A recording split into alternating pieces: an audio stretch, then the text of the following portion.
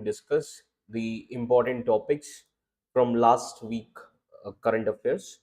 So today, what are the important topics that we are going to discuss in this session? Like there are some important topics related to your history as well as IR.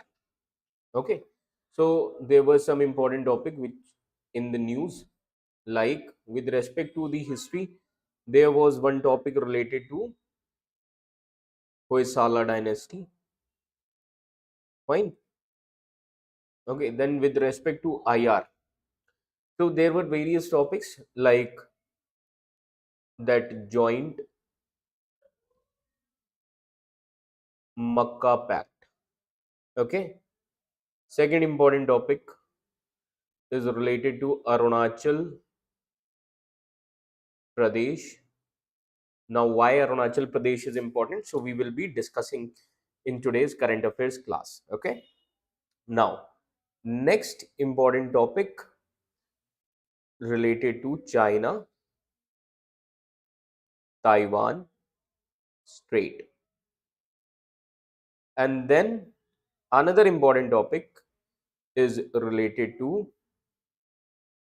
the, we can say, like e-visa. Okay, so these are the issues that we are going to discuss from the current affairs section, that is with respect to international relations. So first topic which is important for your examination, that is related to the joint pact. Okay, now joint pact, as you can see this news here. Okay, this news, Pakistan Saudi Turkey defense pact, its text subtext for India. So as you can see here, Makkah agreement. So what is Makkah agreement? So we are going to discuss this thing. Clear? So it is like Makkah joint defense agreement. Okay, so what was this Makkah joint defense agreement? Okay, what is Makkah joint defense agreement? Like if you attack one of us, you are effectively picking a fight with all the three countries. That is called as defense pact. Fine. That means in this, Pakistan, Saudi and Turkey, they have signed one defense pact. Now how it is going to impact India? So first of all, as you can see here in this Makkah joint defense agreement, first we need to understand about the three players. Now who are the three players in this defense agreement? Saudi Arabia, Turkey and Pakistan. Now they are very different countries, but they have one common concern. Now what is that common concern? Because security is actually unstable in West Asia region. Clear?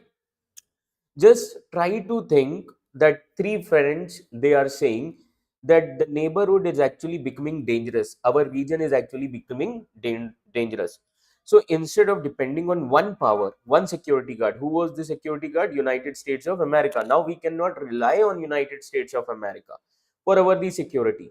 So in this scenario, these three countries decided for their own security arrangement. That is why these countries, they came together. Now, what does exactly agreement say? So try to understand.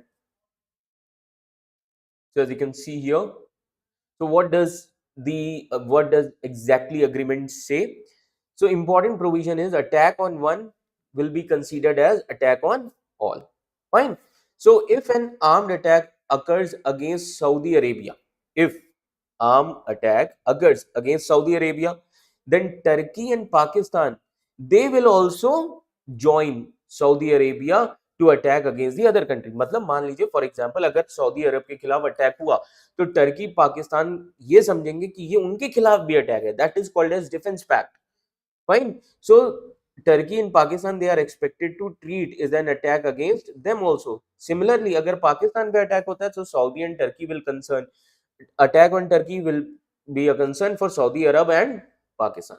So this is actually called as collective defense. समझ में आ रहा है? इसको हम क्या बोलते हैं? Collective defence. इस तरीके से इमेजिन करो, just try to imagine that there are three brothers, है ना? Saudi, Turkey and Pakistan, three brothers हैं। अब इन्होंने आउटसाइडर्स को क्या कहा, they tell outsiders if you are going to mess with one, अगर तुम किसी एक से भिड़ोगे, एक से लड़ोगे, that means you have to deal with all the three together. That is called as defense pact. Clear? Okay. See, the purpose, this actually creates what? अगर तीनों कंट्री साथ में आएंगे, this actually create deterrence. Okay? This actually create what? Deterrence. Clear? Now try to understand, the purpose here is not to start or not necessarily to fight the wars. It is to make so that adversary power, they should think कि अगर किसी एक country पे attack हो रहा है, if I attack on one country, I may have to confront the three. This is the whole scenario. Fine. ठीक है. Now next thing here is it a NATO? अब क्वेश्चन तो यही उठेगा, क्या ये नेटो जैसा ग्रुप है? Is it a NATO? So not exactly, we can say now the principle resembles NATO's article 5, yes, but इसका जो नेचर है, इस डिफेंस पैक्ट का जो नेचर है, it actually gives us the reflection of the NATO's Article 5. Now, what is NATO's Article 5? Under this, an armed attack against one NATO member is treated as an attack against all. Clear? That is called as NATO's Article 5. But this Makkah Joint Defense Agreement that you can see here is not equal to NATO. Why? Try to understand here, because NATO has highly developed institutional structure. NATO का अपना highly developed institutional structure है. It has highly established command arrangement, integrated military planning, detailed operational mechanisms, and decades of institutionalization. These things are there. So the exact implementation and enforcement mechanisms जो हैं of Makkah Joint Defense Agreement remains less clear. कि अभी क्या structure है इस defence agreement का, अभी ये क्लियर नहीं है, as you can see here, है ना, this is still not clear. Fine. So this is there.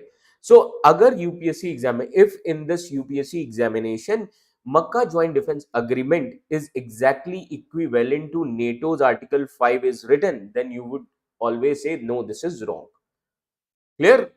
You should know these things. Now next important thing here is, so what happens beyond collective defense?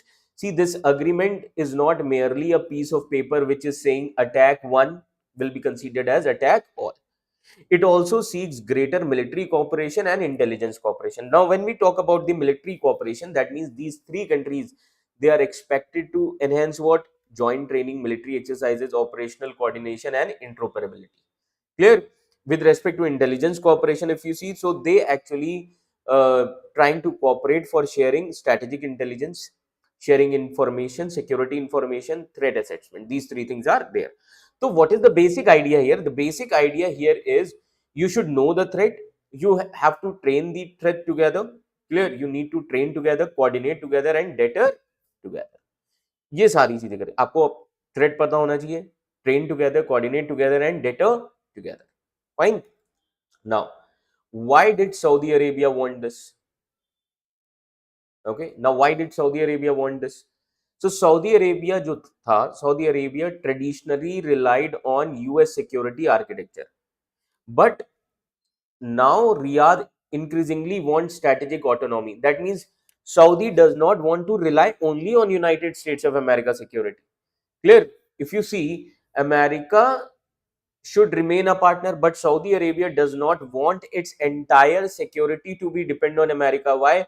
Because Saudi has experienced secret, we can say Saudi recently experiencing the serious security vulnerabilities. Clear? These things are there. Now, what are the major concerns then? So, what are the major concerns here for Saudi?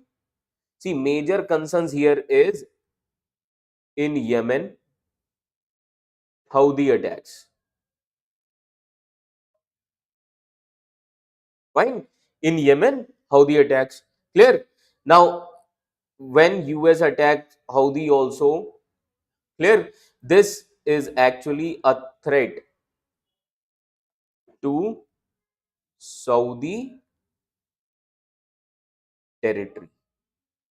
Clear? as well as Saudi's infrastructure. So this is threat to Saudi territory and Saudi infrastructure. Clear?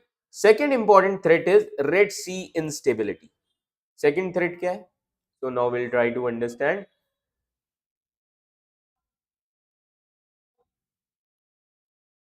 Red Sea instability. Now, when we talk about Red Sea instability, that means it is a threat to shipping and trade also. Clear? Then another important threat, Strait of Hormuz. Strait of Hormuz. Now, why Strait of Hormuz is considered as threat? Here, threat to energy exports. Fine. That means it is a threat to critical infrastructure. Saudi Arab is actually pursuing huge economic transformation program. And what is Saudi's transformation program? Saudi transformation,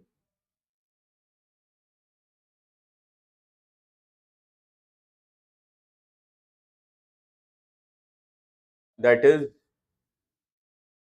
Vision 2030. That is Saudi's transformation program. Clear? Now, what is Vision 2030? Now, to succeed, for Vision 2030 to succeed, Saudi Arabia needs what? Saudi needs security. First of all, Saudi needs investment, tourism, then energy, stability, and trade. All these things. Saudi needs these three things, these five things. Clear? So, security is not merely a military issue for Riyadh. Clear? Now, it is actually connected with economic development issue.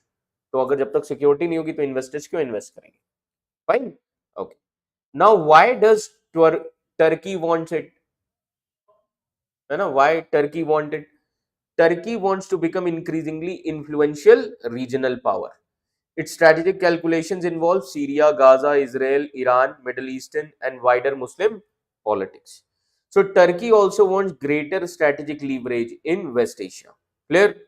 That is why Turkey's calculation is roughly कि if regional security architecture अगर change हो रहा है, Turkey उसको help करे. अगर waste Asia में regional architecture change हो रहा है तो Turkey should help in shaping it rather than reacting it. इसीलिए टर्की इसको क्या कर रहा है? हेल्प कर रहा है. Now why Pakistan?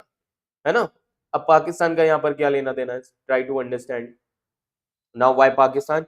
See, Pakistan get something extremely valuable. First important thing is strategic relevance and economic opportunity for Pakistan. So under this, Pakistan has historically maintained close defense relations with Saudi Arabia के साथ अच्छे relations बनाए. Now through this arrangement, Pakistan can strengthen defense ties. Defense ties, how Pakistan is going to strengthen the defense ties? Through joint training, military cooperation, strategic coordination. Second important thing, Pakistan can also strengthen the economic ties like closer Saudi-Pakistan economic relation. Third, energy security. Saudi Arab is major energy partner for Pakistan. Then diplomatic relevance. Pakistan gains greater role in the security architecture for wider Muslim world. These things are there. So if you see Pakistan's calculation, we get security cooperation, economic benefits, and greater geopolitical relevance. Fine. Okay. Now comes the bigger story. Okay, is America losing West Asia? So this is the most important question that we need to understand. See, for decades, US has been principal external security provider in the Gulf region, but now the calculations are changing. Regional states are increasingly adopting hedging. What is the meaning of hedging here? Hedging का मतलब होता है don't put all your eggs in one basket. That means we should not depend only on the one country. That is why Saudi Arabia does not want only United States of America. Now today Saudi Arabia wants to have good relations with China, good relations with Russia, relations with Turkey, along with US, along with Pakistan, along with India, Iran, clear, wherever it is possible. So now Saudi Arabia just don't want to depend only on one country, that is United States of America, clear. So we can say this is actually a part of broader transition from a predominantly United States centric security architecture and towards more multipolar architecture. Fine. Okay. Now next thing comes, that is Iran factor. Okay. Now Iran factor here. So this is another important dimension that we need to understand. Saudi Arabia and Iran, historically they have been major regional rivals. Saudi Arabia is actually a Sunni country, Iran Shia. So here the conflict is regional also as well as religious also. Fine. But simultaneously, at the same time, Iran remains major factor in Saudi security calculations. Clear? So now we need to understand here the important thing. Now Saudi Arabia is actually trying to do something very interesting. Clear? Like the region has seen attempts Saudi-Iran reapproachment, and in this the important role is actually played by China. Clear? Now here today, Saudi Arabia is doing something very interesting. That means talking to your rival, but don't become militarily helpless. कि आप अपने rival से बात करो. Now, how Saudi Arabia is going to talk to Iran? Through dialogue and through deterrence. Two things are there, which means talk to your rival, but don't become militarily helpless. This is classical strategic hedging. Fine. This is classical strategic hedging. Clear? Now, Now, next thing is, why is Turkey particularly important? See, Turkey is not just another Middle Eastern state. Turkey is also a NATO member. Turkey क्या है? एक NATO member है. So here the situation of geopolitics is actually interesting. Why? Because NATO member Turkey is actually joining Saudi Pakistan collective defense framework. Fine. ये क्या show कर रहा है? This actually shows that how modern international politics does not always fit into the same things. Now, this country who was America's ally, now it will, so the country is America's ally. Clear? This country is America's ally. Therefore, they need to cooperate only with America. But today, if you see, countries, they actually pursue issue-based partnership. So when countries pursue issue-based partnership, this is the essence of multipolarity as well as strategic autonomy. That we are independent with respect to the foreign policy. We can take our own decisions. Fine. Now we need to bring India in this picture also. Okay. Now India. Okay. Now try to understand. India is not a member of this agreement. India is not a member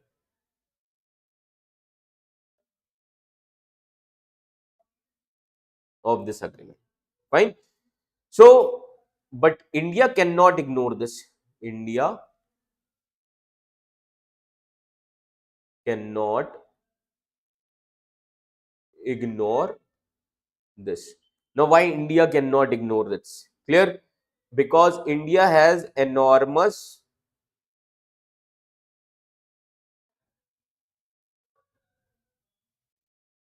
interest in Gulf region. Clear? Enormous interest in Gulf region. Clear? Now, when we say enormous interest in Gulf region, that means like energy, then Indian diaspora,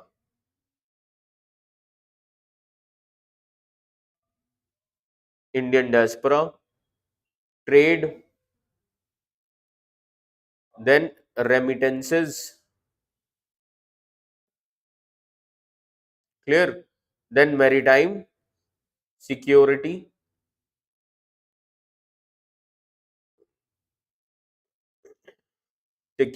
and last, strategic connectivity. Clear? These interests. These are India's interests. Fine.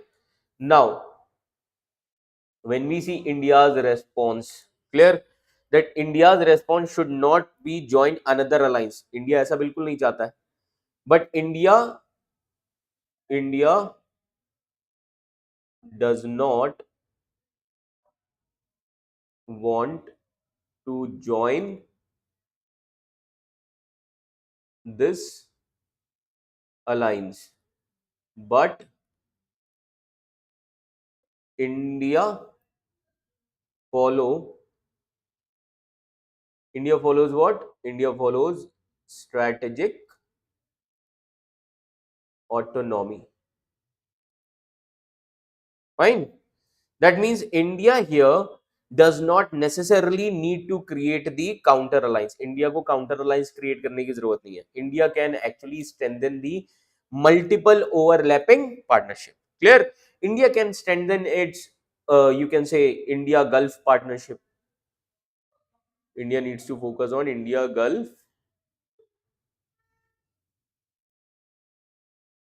partnerships. Fine. Like India needs to deepen strategic partnerships with like Saudi Arab, Oman, UAE, then Qatar, these countries. Clear?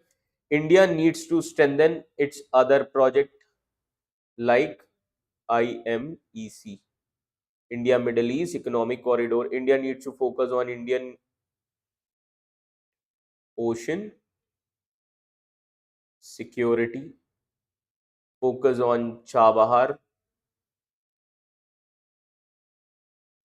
Port, INSTC, clear, International North to South Corridor. Apart from this, I2, U2, these things are there. Fine. Okay. So this is all about this Makkah Joint Defense Agreement. Okay. Now we'll practice one question here. Okay. So fine. So we are going to practice one question. Online students, this much is clear. You can just uh, mention your doubts in the comment section. Fine. If you have any doubt, and please give answer to this question. Consider the following statement regarding Makkah Joint Defense Agreement. First, it envisages an armed attack against any one of its member would be treated as an attack against all the members. It is correct or not? Yes, it is correct. Okay. Second, the collective defense principle of Makkah Joint Defense Agreement is identical in its legal and institutional scope to Article 5 to the NATO Treaty. Is it correct? No, it is wrong. Just now we have discussed. Third, joint military exercises, training, intelligence sharing constitute important components of the agreement. Yes, this is correct. Military cooperation. Fourth, the agreement reflects the tendency of West Asian middle powers to reduce their exclusive dependence on a single external security provider, that is US. This is also correct. So how many are correct statement? 1, 3 and 4. Option B is the correct answer. Fine. Okay. Now, next topic. India formally names 27 places in Arunachal Pradesh. Clear? Now, this Arunachal Pradesh issue is actually a battle on map. Fine? The map tells the world this place belongs to us, and this is how we recognize it. So, India reinforces territorial claim in Arunachal Pradesh. What India does, what is the context here? So, try to understand. India has formally identified 27 locations in Arunachal Pradesh on the official survey of India map. Fine? Okay. Now, China's cartographic aggression. China क्या करता, अभी तक China क्या करता था? China repeatedly attempted rename places in Arunachal Pradesh. China issued various lists of names in 2017, 2021 and then 2023 also. Clear? So apart from this, you can see now China calls Arunachal Pradesh as southern Tibet or Zangam. China Arunachal Pradesh को क्या कहता है? Southern part of Tibet. Clear? And China actually reinforced territorial claims and portray Arunachal Pradesh as a part of southern Tibet. So this is not liked by India. Fine. So this is the this what kind of issue is this? Okay, so now try to understand.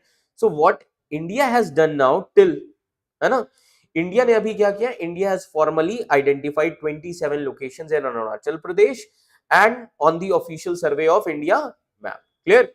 अब कहने का मतलब ये है, you may create your own names but India's official maps will continue to reflect India's territorial as well as administrative position. Fine.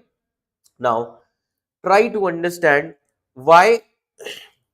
Now first try to understand strategic assertion of sovereignty. So basically India is trying to assert its sovereignty, clear. So reinforcing claims and authority, as you can see here, this move India's territorial claims and administrative authority over Arunachal Pradesh, it is actually rejecting China's authority. China के जो attempt है हमने उसको reject कर दिया, clear. China always try to create the alternative geographical narrative, so India rejected that by renaming these 27 places. Then strengthening assertion and awareness. So officially recording these locations strengthens India's cartographic and administrative assertion. Clear, इससे क्या हो रहा है, India अपने map को, अपनी locations को जो है वो एडमिनिस्ट्रेटिव असर्टनेस के साथ शो कर रहा है. Fine. So it actually improves public awareness for border geography. Clear. Now so what are the key border locations? Okay, fine.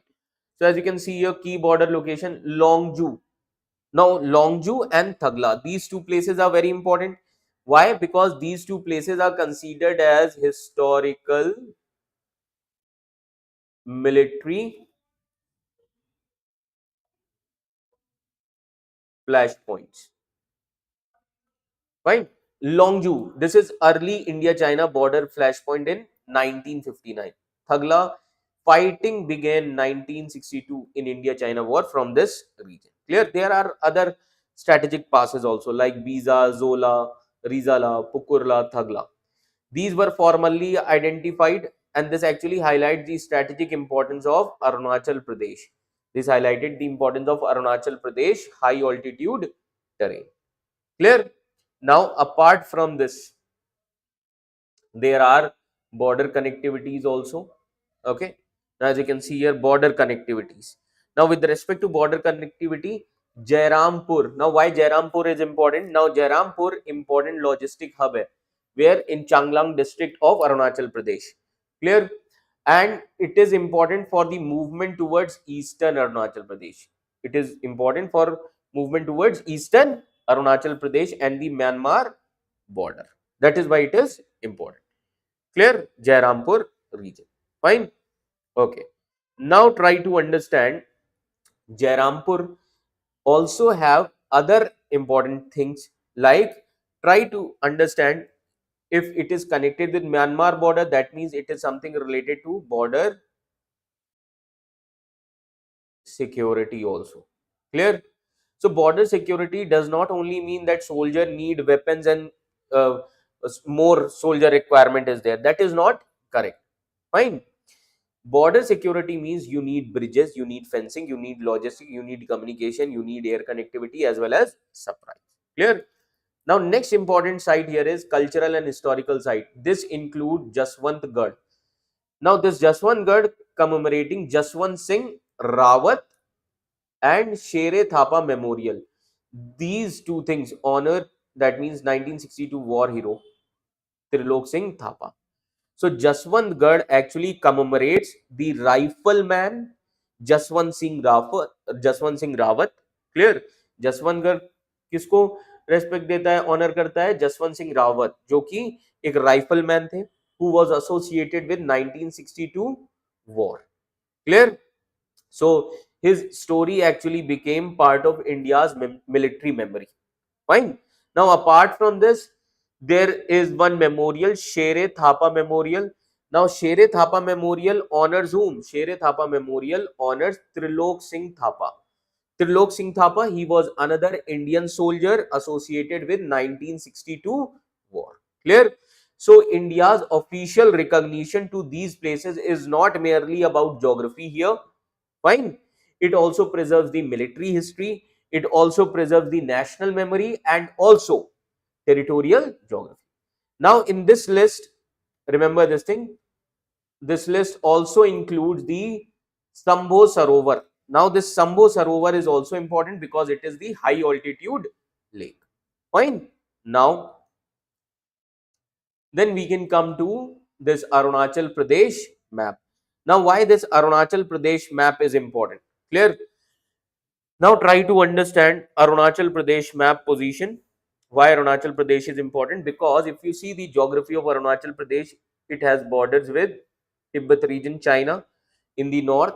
Second important thing, it has border with Bhutan also on the western side, Bhutan. Then it has border with Myanmar also, as you can see here, and it has border within India like Assam and all. Fine, it has border with Assam as well as Nagaland. These things are there. This is the, so the geography here of Arunachal Pradesh is very important. Clear? So Arunachal Pradesh is actually positioned at northeastern strategic gateway of India. Fine. Now another important thing. Now another important thing with respect to Arunachal Pradesh is Brahmaputra connection. Now Brahmaputra connection. Now why this is important? Try to understand Arunachal Pradesh. Okay, it contains, Arunachal Pradesh contains upper catchments of several important tributaries. Find several important tributaries like Subansiri, second coming, third Lohit. Clear? These are some important tributaries. Fine. So Arunachal Pradesh geography has implication for water security. It has implication for ecology. It has implication for agriculture. It has implication for disaster management and also downstream populations. Clear? So that is why Arunachal Pradesh is important. Apart from this, Arunachal Pradesh can also be considered as India's natural shield. Clear? Can be considered as India's natural shield. So Brahmaputra is here. Brahmaputra is like living room. It is like living room. Himalayas like northern wall. Fine. These things are there. So it actually creates what? It actually have massive northern shield. So this is the relevance of Arunachal Pradesh. Clear? This is the most important thing here. Okay. Now we'll practice one question. I hope the issue is clear now. Now try to understand. Consider the following statements regarding the recent identification of places in Arunachal Pradesh by India. First, the formal identification of 27 locations by India is primarily a response to China attempts to rename places in Arunachal Pradesh and does not by itself alter the legal status of disputed boundary. This is correct. Fine. Second, Thagla is associated with 1962 India-China war and Longju witnessed an India-China border confrontation prior to 1962 war. This is also correct. Then India-China are in agreement over McMahon line. India-China are in agreement over McMahon line with the dispute being confirmed primarily to western sector India-China boundary. No, this is not correct. Okay. Then fourth, Tawang poses the significance not merely because of its strategic location but also historical association with Zhangyang Gyatso, 6th Dalai Lama. This is also correct. Clear? So here, how many statements are correct? First, second, and fourth. So option A is the right answer. Fine. Okay. Now next is government adds 11 more international ports for e-visa holders. Fine. So recently government notified 11 additional international port. Government ने क्या notify किया? 11 additional international ports to allow foreign nationals, holding valid e-visas to enter India. Valid e-visas to enter India. That means government ने कहा कि 11 additional international ports को हम allow कर रहे हैं जहां पे फॉरेन नेशनल्स आ सकते हैं जिनके पास ई वीजा होगा इंडिया में एंटर करने का. Clear. Now what will be the outcome of this? Now with this India's electronic visa network will expand. Fine. Okay. Now so try to understand newly notified entry points जो हैं कौन कौन से हैं. 9 land ports Agartala, Daranga, गेदे, then गोजादंगा, Haridaspur, Jaigaon, then Dauki, More and Atari Road. And there are 2 airports also, Bhopal and Tirupati, who are taken under this. That means total 11. Then now today total e-visa entry network, how much? So with this expansion, the number of authorized e-visa entry points in India increased to 88.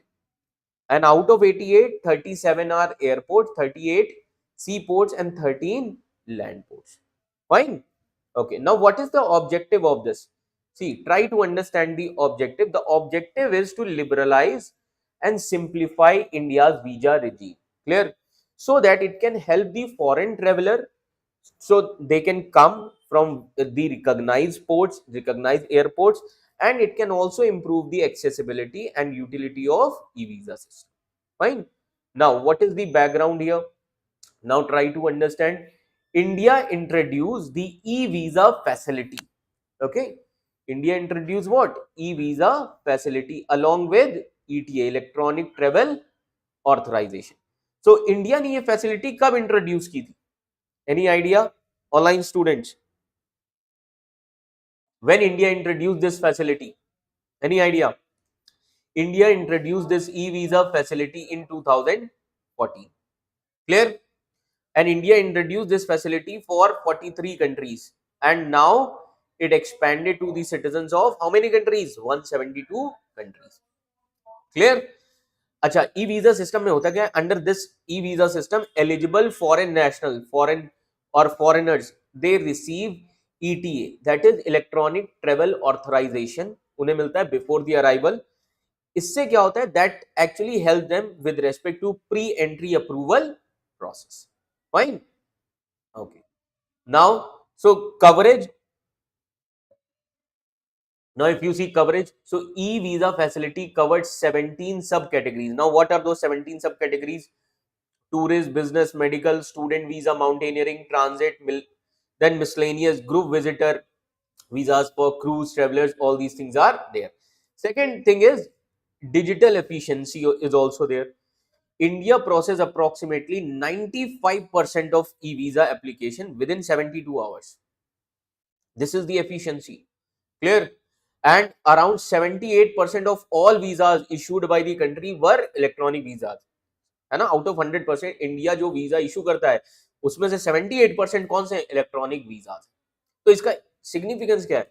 With this we have improve access through airports, है ना, land borders, and this is going to support the tourism,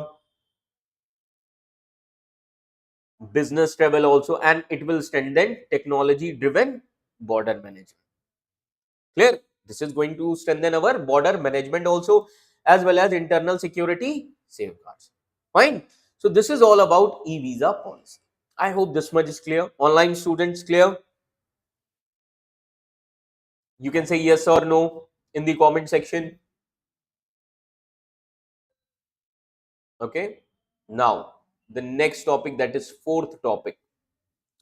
Now, this is something related to China claims traffic control over Taiwan state during typhoon. Tepi rejects as ridiculous. Okay. Now, let me tell you, this is the context here. This is the context. So, basically, context है क्या समझो. Just try to think this Taiwan state is like a very busy international highway at sea. Fine. And China what China is doing recently, China what said, this China's move is like, this is our highway, ships passing through it, and ships must follow our traffic instructions. कि ये हमारा highway है पूरा Taiwan straight, और जो भी ship जा रहे हैं उन्हें हमारे ट्रैफिक इंस्ट्रक्शंस को फॉलो करना पड़ेगा. This is the context. Fine. Okay. Now, first, I would like to give you the context of Taiwan Strait here. You should know the location of Taiwan Strait. Now, what is Taiwan Strait? As you can see, this map, this is Taiwan Strait, this side Taiwan country, and this side China. Clear? So, Taiwan Strait actually lies between Taiwan in the east, okay, and mainland China in the west. Fine. And it is roughly 180 kilometer wide. It is 180 kilometer wide at its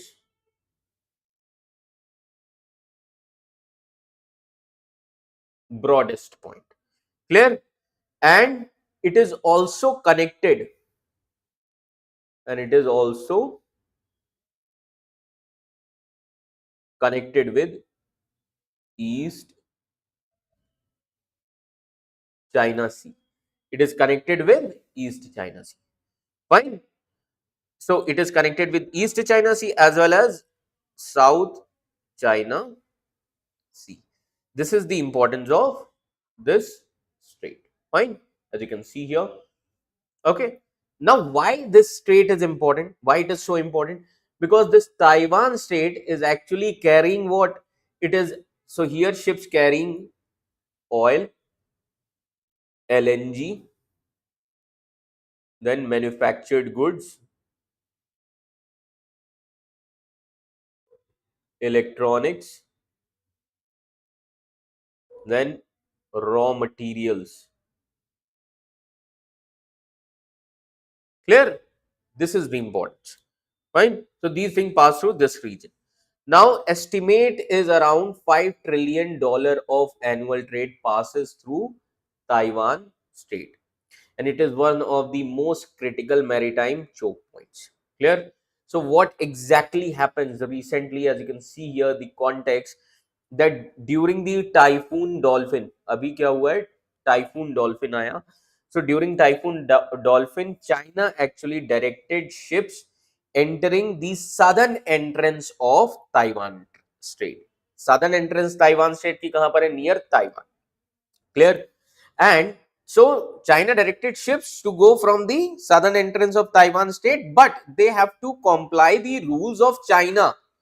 They have to comply with Chinese maritime traffic control instruction, which is objected by Taiwan. That this belongs to us, not to you.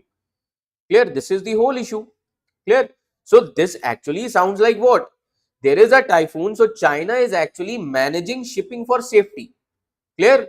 But here the legal and geopolitical issue is bigger. Why? Because China is issuing such kind of instructions, okay, that we have the authority over maritime traffic in this whole area, okay, which is under the control of Taiwan. Clear? So what is the bigger question here? Now the bigger question here is who owns Taiwan Strait? See this. तो जब यहां से ship जा रहे हैं तो China कह रहा है हमारे रूल फॉलो करो. This is objected by Taiwan. So the question here is who owns this Taiwan Strait? Clear? Now who owns this Taiwan Strait? So this is the first question. Who owns? Clear? Then second question, legal status of Taiwan Strait. Clear? So this is the law of sea question. Fine? Okay. Now we'll try to understand UN close framework. Okay, now UN close framework. Okay, what is this UN close framework? So before starting with the UN close framework, what is China's position? है ना? अच्छा, China की position क्या है पहले ये समझो.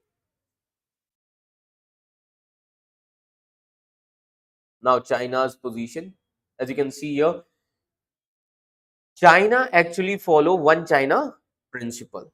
Clear? And China consider Taiwan as a part of China. China says that Taiwan as a part of China. Clear? Okay.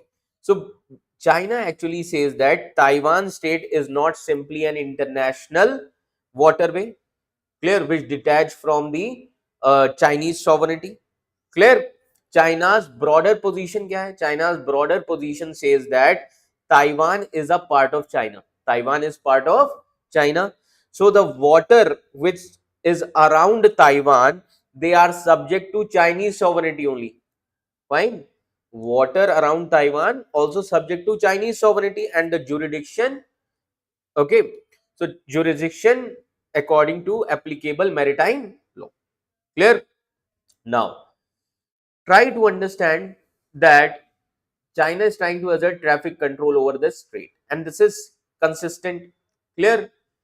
Now, with respect to this, the China also reject attempts to characterize the entire Taiwan status or Taiwan state as waters where foreign navies automatically have unrestricted rights. तो China तो इसको भी नहीं मानता freedom of navigation को यहाँ पर. Clear? So this is the issue. तो ये चाइना का कहना है. अब ताइवान की पोजीशन क्या है? Now Taiwan reject Chinese attempt. Taiwan reject Chinese attempt. Clear? So Taiwan's argument is essentially Taiwan state comes, or you can say Taiwan state contains the water through which international navigation, okay, takes place, and China jo hai, China simply cannot declare that the whole state belongs to China. China simply cannot say that whole state belongs to China. Clear? This is the whole issue. So Taiwan actually sees Chinese traffic control assertions. Taiwan किस तरीके से देख रहा है? So Taiwan actually sees Chinese traffic control assertion. It is like an attempt to establish the China's one China principle policy. Clear? That is why Taiwan reject the attempt of China. Fine? Okay. Now try to understand why does America should care. Now the question here is why America should care here, है ना? See, United States of America, what US does, US actually follows the principle that is freedom of navigation in international waters, which regularly conducts the naval operations in the areas which it believes that it is part of international maritime rights apply. Clear? So try to understand why US needs to conduct this, because if China successfully establish this precedent that entire Taiwan state effectively under Chinese jurisdiction, then China's ability to control the area, clear, or China's ability to restrict foreign military and commercial movement, it could potentially increase. तब इससे क्या होगा? China और ज्यादा restrict करेगा. Clear? And now comes UN close framework. Now UN close kya hai? It is like a rule book of oceans. Fine? Because under this convention, UNCLOS Convention 1982, states which are used for international navigation, they are subject to transit passage rights, which means a stronger right than innocent passage. These are not subject to coastal state suspension. Clear? And China, already a member, ratified UNCLOS in 1996, but disputes its application to Taiwan's strait is still there. So basically, if you see UNCLOS framework, UNCLOS is something which is related, which establishes rule related to the territorial seas, exclusive economic zones, continental shelves, high seas, navigation, maritime boundaries, etc. Clear? And that is why China ratified UNCLOS in 1996. Clear? So remember this thing. China here talks about the transit passage. Now, when we talk about transit passage, now what is transit passage? See, states which should be used for international navigation, they are subject to transit passage. Transit passage का मतलब क्या होता है? It should allow the ships and aircraft to pass through certain straits which is used for international navigation. Clear? So innocent passage cannot be equal to transit passage. Innocent passage cannot be equal to transit passage. Clear? This is the whole issue. So recently this issue is going on. Now the overall thing here is, why is China's move important? Okay. Now, why?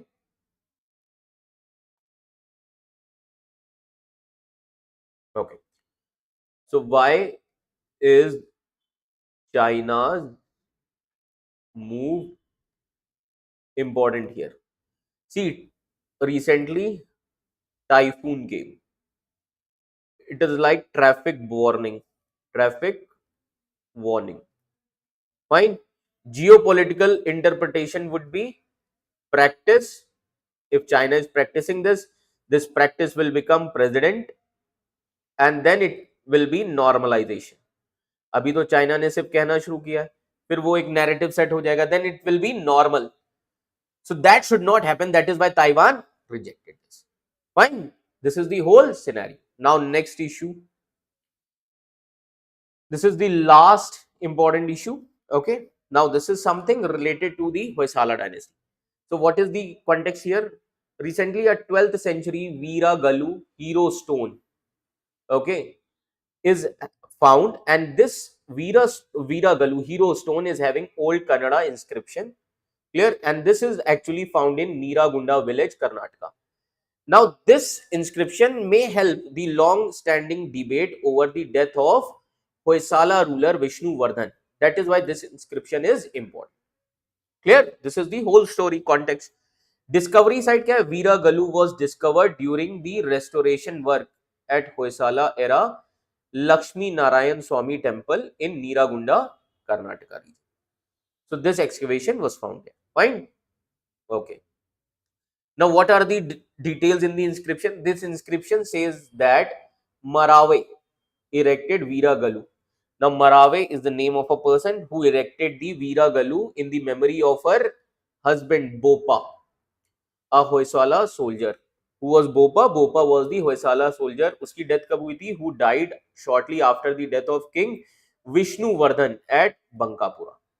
Clear? ठीक है. Now it actually records the date as Ekadashi of Pushya Mas, Dhurmati Samvatsera, year 1064, which is corresponding to 11 December 1141 AD according to Georgian calendar. Clear? Now, if this inscription, if authenticated, then this inscription could resolve long-standing dispute. अगर ये inscription authenticate हो गया, then this could solve the long-standing dispute regarding Vishnu Vardhan death. Clear? Previously, it was believed by different scholars to have occurred in, like, Vishnu Vardhan death occurred in 1149 or 1152. Clear? Now, Veera Galu. So who was Veera Galu? Veera Galu. Now Veera Galu is the name of hero stone. Clear? Memorial stones. And these stones are erected to honor the individual. ये stone किस लिए बनवाए जाते थे? To honor the individual who died defending their king. जो अपने king को बचाने के चक्कर में, protect करने के चक्कर में जिनकी death हुई, king, village और cattle. Clear? So usually this Veera Galu hero stone, they actually shows three things, three panels. First, depict the battle scene. Second, how they are ascending to heaven. And third, worship before a deity, which actually symbolize moksha or salvation. So it actually reflect Hoysala Garud tradition. Now what is Garud tradition? Where elite royal bodyguards, they displays absolute royalty. Clear? So royal bodyguard, they used to display their the loyalty, and in some cases these bodyguards used to sacrifice their lives. Clear? After the death of a king. जैसे ही king की death हुई, वो अपनी life भी खत्म कर देते. Clear? Why? Because they were unable to protect the king. Fine. Okay. Now who was King Vishnu Vardhan? Okay. Now King Vishnu Vardhan was a great ruler, and originally he was known as Bitti Dev. Clear? He was one of the greatest ruler of Hoysala dynasty. He also defeated the Cholas in the battle of Talakad. Clear? In this way, Hoysala consolidated their power in southern India. Then There is a temple, Chenakeshwar temple at Belur in Karnataka. It is one of the important masterpiece of Hoysala architecture, and it was consecrated by Hoysala ruler Vishnu Vardhan when it was constructed in 1117 AD. Clear? क्यों बनवाया गया था temple? To showcase the victory against the Cholas. Clear? And it was originally known as Vijayanarayan temple. Originally it was known as Vijayanarayan temple. Now King Vishnuvardhan was also influenced by one of the Bhakti saint whose name was Ramanujacharya. That is why Vishnuvardhan embraced or adopted Sri Vaishnavism, but he continued to patronize the Jainism as well as Shaivism. Fine. Now Hoysala Empire कहाँ पर थी? In the parts of Karnataka, Tamil Nadu and Andhra, and it was there from 11 to 14th century AD, and its capital was Belur and later Halebidu or Dwar Samudra. Clear? Now Hoysala temples are renowned for their important architecture, that is Visara style of architecture. Visara style of architecture are created on star like plan and they have used soapstones. Clear? Now as you can see, important Hoysala temples at Belur, Halebidu and Somnathpura. Sacred ensembles of Hoysalas, Belur, Halebidu and Somnathpura, they actually inscribed as a UNESCO World Heritage Site. कब UNESCO World Heritage Site का part हुए थे? In 2023. Fine. Now there is one question with reference to Vishnu Vardhan of Hoysala dynasty. Consider the following statement. First, Vishnu Vardhan was originally known as Pitti Dev. This is correct. Second, his reign witnessed the emergence of Belur as an important Hoysala center. This is also correct. Third, he was contemporary of Rajendra Chola. Okay, he was contemporary to Rajendra Chola. This is also there. And Rajendra Chola won and successfully brought Chola controlled regions of Gangwadi under Hoysala influence. It is also correct. Then he founded the Hoysaleshwara temple at Haribiru in his own name. Now this is wrong. Clear? Hoysaleshwara temple in Halebidu was not founded by him first of all. Clear? It was commissioned later by Ket Malla. Commissioned by Ket Malla. Who was Ket Malla? He was wealthy official and general during the reign of Vishnu Vardhan's successor. So this is wrong. So how many statements are correct? 1, 2 and 3. Clear? So I hope this much is clear. So this is all about this week current affairs. So I hope this much is clear. I hope conceptual clarity आपको मिली होगी. Fine.